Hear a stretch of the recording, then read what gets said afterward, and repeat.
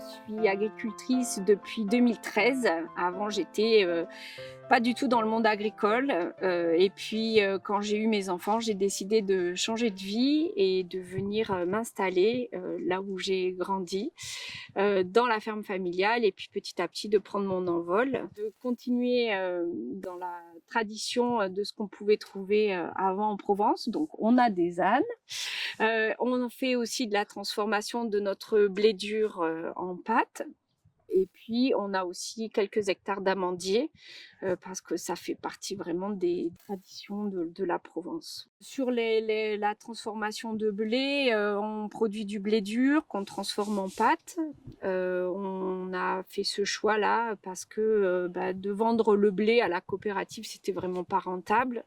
Et là, ça nous permet, en ayant quelques petits hectares, de pouvoir avoir une activité qui soit rentable et qui nous permette de pouvoir embaucher quelqu'un.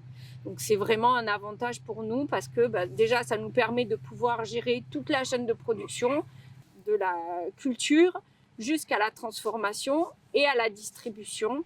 Donc on est vraiment indépendant, autonome. Donc on est en agriculture raisonnée sur le blé dur. Parce que c'est une céréale qui est assez compliquée à cultiver en bio. En fait, il y a des choses qui sont vraiment faciles à faire en bio et d'autres qui sont plus compliquées. Et le blé dur, ça fait partie de ça. Alors, c'est sûr que quand on est dans un endroit où il y a de l'eau, de l'irrigation, c'est déjà un peu plus facile. Mais nous, on est vraiment au sec. Et donc, on est obligé de mettre de l'azote qu'on mette au bon moment quand on sait qu'il va pleuvoir pour pouvoir avoir des protéines. Parce que sinon, s'il n'y a pas de protéines, les pâtes, elles ne se tiennent pas. On a fait un test cette année pour essayer d'apprendre, d'innover justement, pour essayer d'aller vers de nouvelles méthodes culturelles et de pouvoir comme ça, un jour, aller vraiment vers du bio. Mais pour l'instant, on en est vraiment au balbutiement et nous, on ne pourrait pas se permettre de plus avoir de production du jour au lendemain.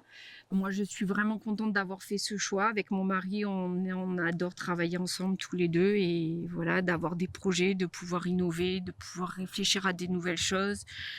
Pour les enfants, c'est aussi, on a 3 enfants, c'est aussi un quotidien qui est génial pour eux parce que déjà, ça leur apprend plein de choses sur la nature. Ça leur permet de pouvoir grandir dans des bonnes conditions, de pouvoir voilà, apprendre tout ça. Cette année, ça fait 10 ans qu'on fait ça. Et on s'est dit avec mon mari que c'était là où on avait été le plus longtemps et qu'on était vraiment prêt à continuer, et qu'on n'était vraiment pas arrivé au bout de tout ce qu'on avait encore envie de faire. Donc voilà, c'est